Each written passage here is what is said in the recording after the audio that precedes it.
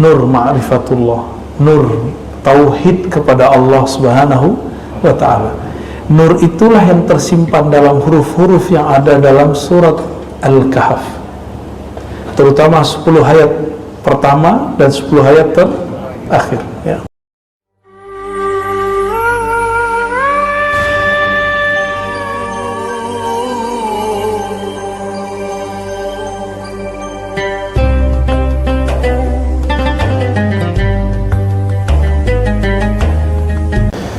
Sebelumnya mari kita baca Al-Fatihah. Semoga Allah membuka pikiran hati kita semua dan memberkahi pengarang kitab ini dan membuat cinta kita kepada Rasulullah bertambah.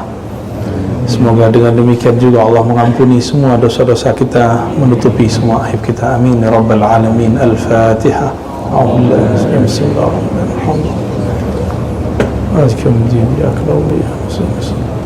صراط الذين أنعمت عليهم غير المغضوب عليهم ولا الضالين آمين. وبسنادنا المتصل الإمام ابن عطاء الله السكندري قدس الله سره قال: النور له الكشف والبصيرة له الحكم. Nur apabila masuk ke dalam kolbu, maka akan tersingkaplah pandangan kolbu. Itu kalau nur masuk ke dalam kolbu. Tersingkapnya kolbu bukan berarti dia akan melihat sosok, belum tentu, atau belum tentu dia melihat cahaya, tapi dia merasa tenang. Coba lihat anak kecil, kalau lampu mati takut nggak? Maka anak kecil senang kalau lampunya hidup. Nah, ciri-ciri nur sudah masuk ke dalam diri, ada perasaan tenang, ya. An-nur lahul kasyaf, ini dia. Nur, cahaya. Apa itu cahaya? Sesuatu ciptaan Allah yang membuat engkau dapat melihat objek di sekitarmu. Itu disebut cahaya. Ada cahaya pagi ini? Bisa dari lampu, bisa dari mana-mana, ya. Jika seandainya suatu saat cahaya-cahaya ini hilang, kolbu masih bercahaya nggak? Nanti ada masa, saya bukan nakut-nakutin, tapi Nabi SAW mengabarkan akan ada masa krisis. Di saat itu datanglah Sang Maha Pembohong. Jika ada yang Maha Benar Allah, ini Maha Pembohong. Surganya neraka, nerakanya surga. Cahayanya kegelapan, kegelapannya cahaya. Dia menawarkan cahaya palsu. Gimana cara jawabnya? Maka kita harus punya nur yang ini. Nur apakah ini? Nur ma'rifatullah, nur tauhid kepada Allah Subhanahu wa ta'ala. Nur itulah yang tersimpan dalam huruf-huruf yang ada dalam surat Al-Kahf, terutama 10 ayat pertama dan 10 ayat terakhir, ya. Beberapa waktu lalu saya menyampaikan, karena perintah guru, menyampaikan kalau kamu mimpi ini sampaikan bahwa saya mimpi sosok sang pembohong itu, bahwa dia sudah tidak dirantai. Sebelum itu saya mendengar seorang yang soleh juga mengatakan, ini ada riwayat, ada kabar dari Al-Habib Omar, guru dari guru-guru kita semua, Habib dari Habib kita semua. Tapi ternyata sampai hari ini kita belum mendengar bahwa beliau bermimpi seperti itu. Maka saya pun kemudian merevisi dan mencabut syawahid itu, tambahan itu. Tapi mimpi saya tidak cabut. Itu mimpi saya, ya. Yang percaya silakan, yang nggak percaya nggak apa-apa. Ini kan cuma basyarat. Intinya bukan di situ. Intinya adalah pesan Rasulullah bahwa setiap nabi mengingatkan umatnya mengenai kedatangan si pembohong. Itu intinya. Jadi jangan gagal fokus, ya. Kalau salah saya sudah minta maaf, ya. Masa nggak move on juga, ya. Berarti ente memang pengen cari kesalahan aneh banyak, ya. Nggak usah dihitung atu-atu, banyak sekali. Karena lisan ini mahallul khata, ya. Memang tempat banyak salah, ya. Maka kita selalu minta kepada Allah supaya meluruskannya. Amin ya rabbal alamin. Nur itu membuat ada kasyaf. Apa arti kasyaf? Kasyaf itu penyingkapan. Orang-orang banyak menyebut istilah kasyaf ya. Kasyaf ini terbagi, pertama kasyaf ilahi, kasyaf dari Allah. Ini pasti benar. Kalau wali Allah, para nabi nggak perlu sholat 2 rakaat, langsung masuk ke dalam ruhnya. Tapi orang-orang seperti kita ini perlu dulu mengkondisikan kolbu, sholat dulu 2 rakaat, baru mendapatkan isyarat itu. Maka ada kasyaf yang lain, kasyaf malaki, kasyaf dari malaikat. Ini dengan berkah zikir, nanti malaikat datang membisikkan.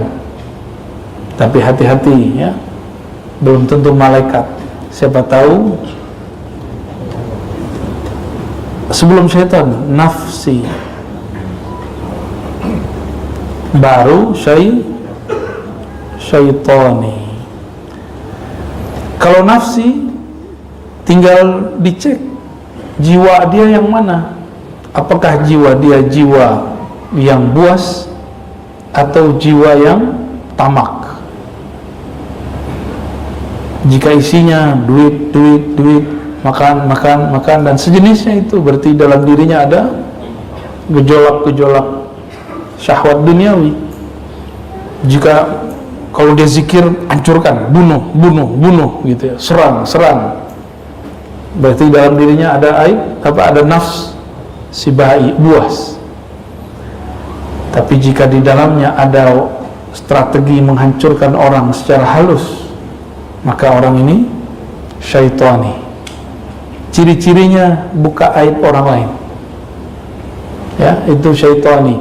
Maka kasyaf yang membuka aib, membuat perpecahan, ini dari syaitan. Dari syaitan ya. Gimana perasaannya Pak? Ada orang mimpi kita, tapi dia melihat di jidat kita ada lafaz kafir. Perasaan kita gimana? Sedih kita ya. Kita yang mimpi begitu, katakan ini mimpi dari syaitan. Oh, lagi zikir, katakan syaitan lebih lama zikir daripada kamu ya. Jadi kalau itu terjadi pada antum, jangan percaya. Sama, antum mimpi ngelihat ada lafaz Allah di jidat orang, belum tentu juga benar ya. Seperti itu cara iblis untuk menipu kita, supaya kita percaya dengan orang itu padahal dia bukan orang yang benar. Ini kalau kasyaf ilahi, ini yang disebut ihsan, musyahadah, muraqabah. Ini para wali-wali Allah yang spesial. Sedangkan malaki, ini wali-wali Allah biasa. Jadi wali Allah juga ada tingkatannya, sebagaimana malaikat juga ada tingkatannya. Kalau malaki turunnya ke kolbu, dia masuk ke kolbu. Sedangkan jika itu dari syaitan, membuat was-was dan gelisah. Nah, di masa Rasulullah ini terjadi semua. Rasulullah hanya menerima mimpi orang yang dari ilahi atau malaki. Saya sudah sering menyebutkan bahwa para sahabat itu setiap ba'da subuh setoran mimpi. Cuma jumlah sahabatnya belum sebanyak ini ya. Ini berapa orang nih? Dan tidak semua sahabat bermimpi. Sampai-sampai Abdullah bin Umar yatamanna birru'ya, berharap dia punya mimpi. Apa kata dia? Coba kalau saya mimpi. Dia kalau ada orang mimpi datang ke Nabi, Nabi takbir. Maksudnya apa? Menceritakan mimpi sudah biasa di zaman Rasulullah sallallahu alaihi wasallam. Maka saya aneh kalau ada orang mengatakan itu bukan uslubnya Habib Umar gitu. Itu bukan, kalau wali pasti uslubnya salah satunya mimpi. Salah satu dari uslub walaya adalah menghargai mimpi. Mungkin kalau kita berhusnuzan, bukan uslub beliau, bukan metodologi beliau jika berdakwah menceritakan mimpi. Kalau itu saya percaya. Tapi kalau wali tidak menghargai mimpi, saya tidak percaya ya. Semua wali menghargai mimpi karena mimpi itu terjemahan kolbunya. Kolbunya lagi benar, tinggal dicek mimpinya apa. Dan hebatnya wali-wali Allah, mereka sadar dalam keadaan mimpinya, ya, bisa sadar dalam mimpinya. Dalam mimpi itu akan datang ada wali-wali palsu, mursyid-mursyid palsu, itu bisa dicek, Pak. Bisa dicek, ada cara-caranya, ya. Ini daripada syaf. Kalau silahkan ditulis ya, saya hapus. Sekarang basirah. Apa beda nur dan basirah? Meskipun nur sudah dapat, tapi kalau basirahnya nggak benar, basirah itu adalah pandangan batin. Ini basirah. Ini pelajaran besar. Saya tidak ingin mengungkap kesalahan, cuma ini pelajaran besar yang diekspos. Masalah mimpi, masalah kasyaf. Masih ingat berapa tahun yang lalu pemilu, salah satu ustadz kita yang sangat alim mendengar juga orang soleh, sama kasus ya, nggak jauh beda dengan saya, ya. Coba ini masuk ke ranah politik, bahwa orang soleh ini menyebut nama salah satu calon 5 kali. Benar? Itu kasyafnya benar, kasyafnya benar. Tapi yang menerjemahkan kasyaf ketika dibukakan satu kejadian, antum melihat satu kejadian masing-masing beda-beda nggak? Contoh, ini contoh nih. Saya kan ditanya orang mengenai video Gus Yakut tuh, masalah azan. Kalau orang Bintaro mah udah biasa, ya nggak? Benar nggak? Ini Puri Bintaro nggak ada, Pak, suara mic keluar. Ini paling cuma saat azan, sholawatannya nggak ada, baca Qurannya nggak dikencengin. Sudah biasa orang di sini. Tapi masyarakat kita kan masyarakat orang yang rame, suka rame-rame, benar ya? Senang dengerin sholawatan. Itu kaget dengan kata-kata begitu, nggak siap. Bapak sudah pernah umroh pasti, haji di Saudi, itu speaker diatur. Di Malaysia diatur. Tapi orangnya mau diatur. Orang Indonesia kan nggak siap digituin. Kita ini hidup santai, masa depan cerah. Ketemulah satu clue yang kira-kira membuat kita emosi. Kalimat misalnya menggonggong. Nah, ini digoreng terus. Dulu waktu Pak Yusuf Kala berbicara hal yang sama, tidak ada yang mengomentari seperti itu. Kenapa? Ada basirah yang berbeda, cara pandang yang kan sudut-sudutnya lain-lain. Antum yang biasa ke luar negeri itu biasa dengan begitu, tapi kalau mainnya dalam negeri ya begitulah. Tapi emang diksinya nggak tahu kok diksinya keluar kata menggonggongnya, itu aja masalahnya ya. Semoga beliau juga merevisi itu. Kalau beliau kan orang panglima katanya di Banser kan. Biasanya orang-orang panglima itu mau sportif, insya ya. Nah, ini basirah, cara mandang berlain. Ketika dikabarkan mengenai nama calon 5 kali, saya langsung hati saya nolak, ini nggak benar, ini nggak benar. Saya nyoblos dia, tapi saya tidak yakin dia yang kepilih. Jadi saya nyoblos orang yang saya yakini nggak pilih, Pak. Aneh kan? Basirah yang ngomong. Tapi kok saya coblos dia juga? Saya juga heran. Ya. Tapi batin ngomong, ini nggak benar. Bukan sekarang. Apakah nanti? Wallahu a'lam. Jadi kasyafnya benar, tapi basirah dalam memahami. Jadi basirah ini boleh kita artikan penerjemah daripada apa yang dilihat. Ini pelajaran semua bagi kita. Dan ini juga terjadi di zaman Rasulullah SAW. Nabi diturunkan ayat bahwa Makkah akan ditaklukkan. Nabi kira itu tahun ayat itu turun. Tahun berapa ayat itu turun? Tahun ke-6. Maka Nabi datang ke Hudaybiyah. Coba lihat ya, antum akan paham kenapa dalam bab politik selalu semuanya amburadul. Di zaman Rasulullah pun hampir begitu. Hudaybiyah ini satu bukit, ada lembahnya juga, sekitar 10 sampai 15 kilo lagi ke kota Makkah ya, kota Makkah. Berarti dekat ya, 10 kilo berarti dari sini kemana? Ke Tanah Abang.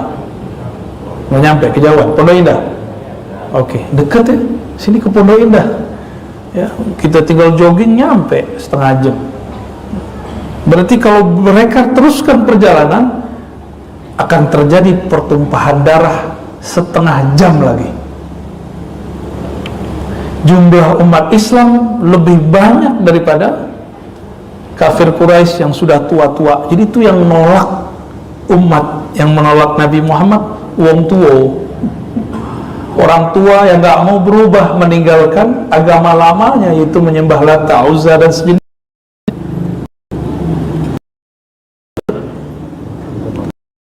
Turun tahun ke-6.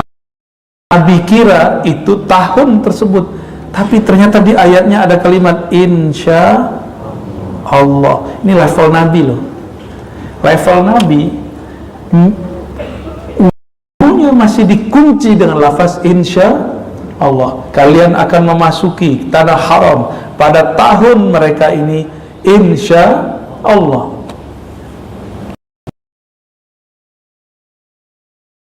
Rasulullah Muhammad Rasulullah, itu Muhammad bin Abdullah, itu Muhammad Rasulullah. Dari dulu kami izinkan kau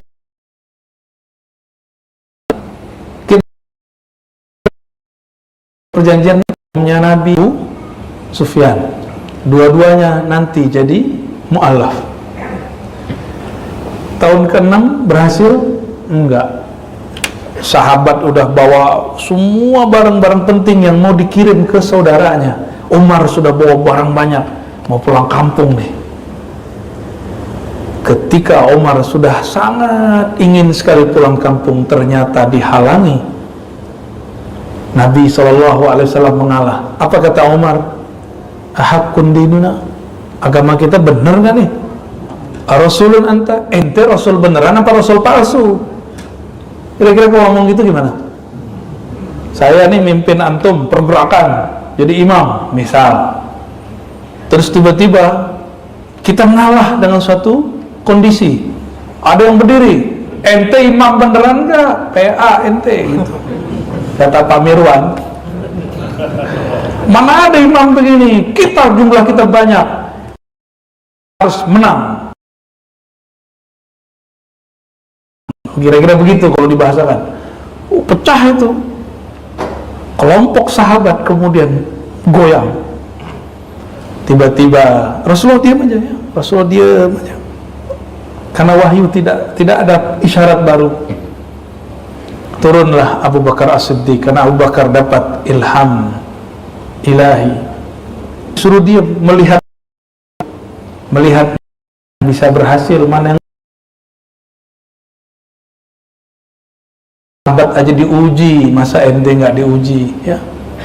Nggak ada orang nggak diuji. Sampai mati kita bakal diuji. Hidup ini ujian semua. Pilihannya ujian kita lolos atau kita diuji kita nggak lolos. Abu Bakar menegur, hei Umar, bukankah engkau membaca ayat ini? Di dalamnya ada lafaz insya. Umar mengatakan, seakan-akan aku belum pernah mendengarnya.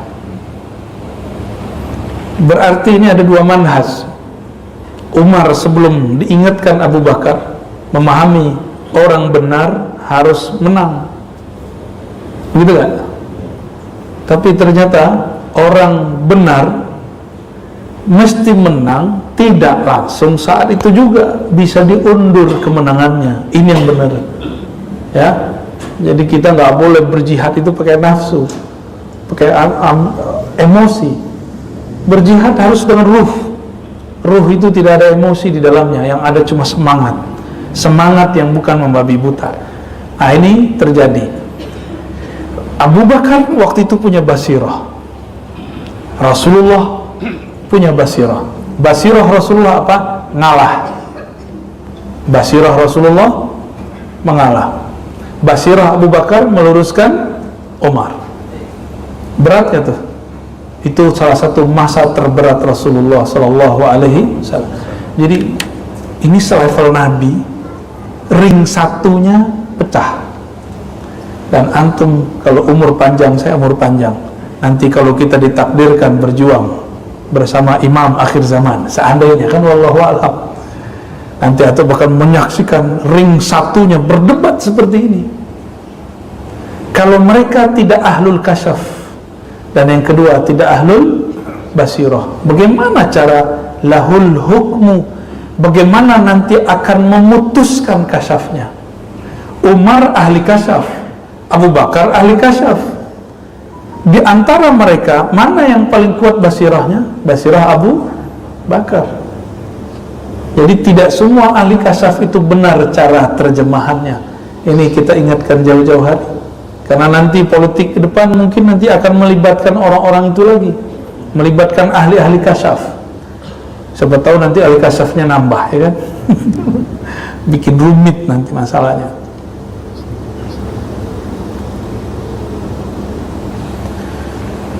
Hukmu artinya keputusan, memutuskan makna daripada kasyaf, ya. Apa makna yang ada dari kasyaf tersebut, ini yang akan diputuskan. Disinilah kita perlu memandang kolbu. Wal kolbu itu mempunyai dua karakter. Yang pertama iqbal, ada namanya iqbal. Iqbal, menghadap kepada Allah, bukan ke nafsunya. Yang kedua idbar, menghadap dunia. Idbar menghadap, idbar menghadap aja. Fulus, apalagi viral, sama app. Satu app fulus, viral. Dua ini materi, dua tensi, satu fulus, satu viral. Cuma ini ujian salah. Apa aja ujian umat Nabi, kita bisa, ya, kita bisa urusan fulus dan viral. Benar nggak? Apa saya salah? Fulus gimana? Antum diuji dukutnya, fulusnya. Saat kita cinta harta, kita yang bekerja, bukan kita yang menikmati.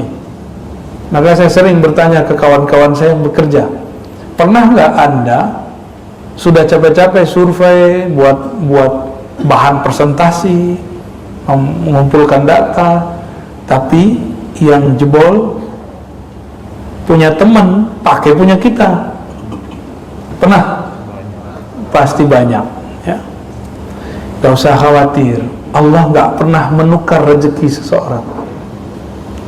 Siapa yang stres saat itu, berarti dia sedang berprasangka kepada Allah. Inilah bahayanya, rukun iman keenamnya rusak. Dia berpikir rezeki dia diambil orang.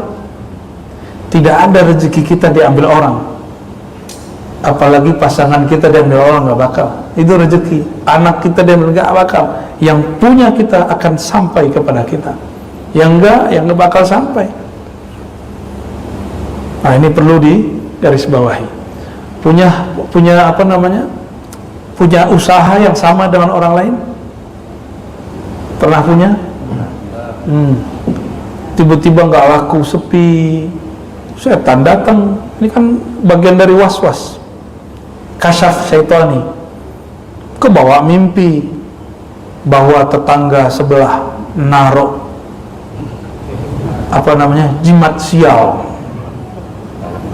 ya, toko kamu sedang diserang. Wah, datanglah ke dukun besok. Kata dukun, itu benar. Mimpi setan datang ke rasulnya setan. klop sudah kuadrat. Kesetanan lah orang ini kesurupan orang sadar. Lebih bahaya daripada orang kesurupan beneran. Ada orang kesurupan, paling-paling suaranya berubah ya.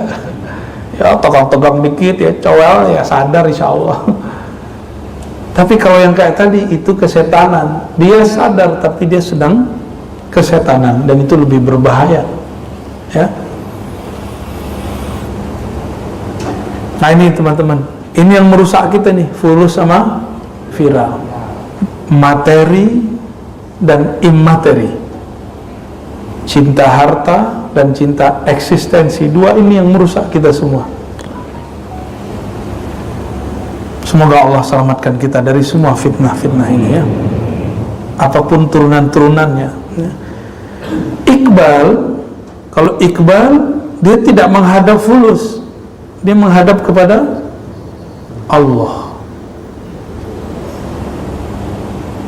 Nah, kolbunya menghadap kepada Allah. Kolbu inilah yang disebut kolbun zahidun, kolbu yang zuhud.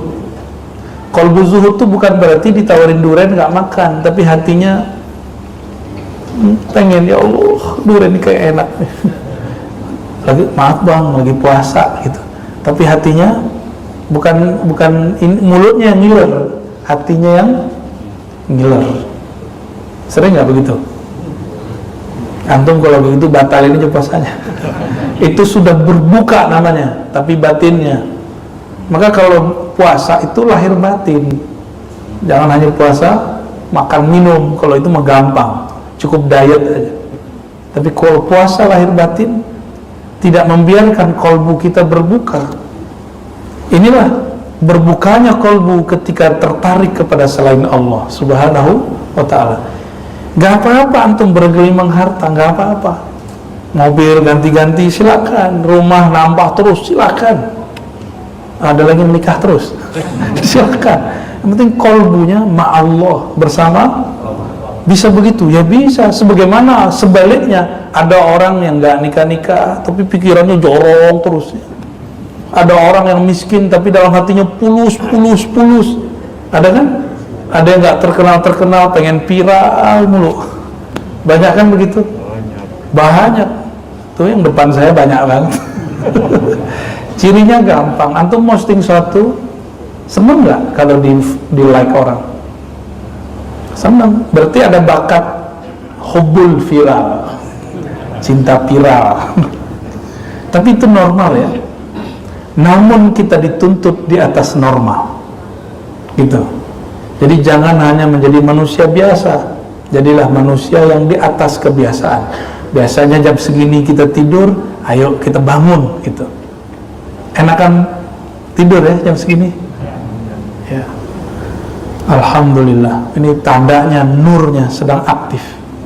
Alhamdulillah. Kalau nggak ada nur dalam kolbu antum, mana mungkin bisa bangun? Ya, tapi jangan seneng dulu. Basirohnya hidup nggak? Ya. Kalau basiroh hidup, kita itu happy, memahami sesuatu selalu positif. Ini ciri-ciri orang punya basiroh. Maka saya tidak takjub dengan orang yang melihat alam gaib. Saya takjub jika dia bijak memahami apapun yang gaib. Ini yang mahal ya. Saya punya guru, dia ngobatin penyakit hati dan orang gila. Waktu saya minta izin mau ke Jakarta dulu, tahun 2000 berapa itu ya, 2004 atau 2005. Tiba-tiba ada pasien datang, tapi ini bukan pasien gila. Pasien yang dia mengatakan, di sana guru dipanggil Buya ya. Buya, saya melihat dalam mimpi saya, tetangga sebelah naruh semacam sihir di rumah, makanya kami sakit-sakitan sekeluarga. Itu langsung digebrak meja. Apa-apaan kalian? Itu iblis. Langsung wajah mereka terang. Yang tadinya seperti dirundung duka, nggak ada semangat, langsung semangat. Jadi dengan gebrak meja itu sembuh. Jadi wali begitu Pak ya. Wali gebrak meja, muridnya jadi sembuh. Guru kalau gebrak meja, santrinya jadi kiai. Kalau santrinya shadiq, santrinya adalah murid yang jujur, yang sungguh-sungguh kepada gurunya. Tapi kalau murid yang udah merasa jadi guru, disindir dikit marah, ya, disindir marah, apalagi disebut nama, itu murid kurang ajar, ya, murid kazib. Murid itu kalau diomongin oleh gurunya, dia nggak tersinggung, justru dia datang ke gurunya, mencium tangan gurunya dan minta maaf. Wahai Tuan Guru, kalau aku salah, bimbing aku, jangan dibiarkan aku jauh. Tapi antum akan menyaksikan nanti, bahkan mulai sekarang mungkin akan terjadi, murid-murid disindir dikit, tersinggung. Masa tersinggung sama guru? Siapa kita tersinggung sama guru? Justru kalau guru sindir kita, itu anugerah dari Allah Subhanahu wa ta'ala. Saya dari muda, saya udah biasa digampar-gampar sama guru, udah biasa. Apakah kita menjauh? Enggak, malah tambah mendekat kepada beliau. Kita dulu salah nulis, dibilang jahil ente. Kita datang, ya Sayyidi, ana jahil. Betul, saya jahil, tolong bimbingan engkau. Oh tenang, saya bimbing. Jadi orang bisa baca kitab yang tidak ada barisnya, khusus untuk antum ada kasih baris, ya. Ini dua versi, ada yang tanpa baris, ada yang pakai barisnya.